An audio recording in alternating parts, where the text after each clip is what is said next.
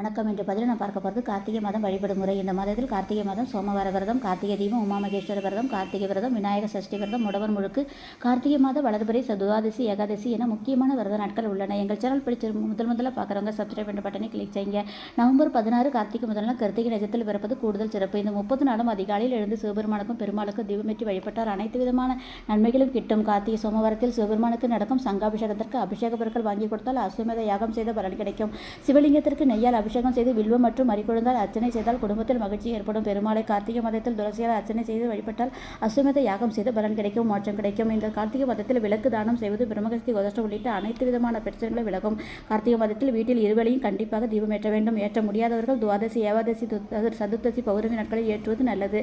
கார்த்திகை மாதத்தில் முருகப்பெருமானுக்கு சந்தனாபிஷேகம் செய்து வழிபட்டால் குழந்தை பாக்கியம் கிடைக்கும். எங்கள் சேனல் பிடிச்சிருந்தால் லைக் பண்ணுங்கள், சப்ஸ்கிரைப் பண்ணுங்கள், வீடியோவை ஷேர் பண்ணுங்கள். நன்றி.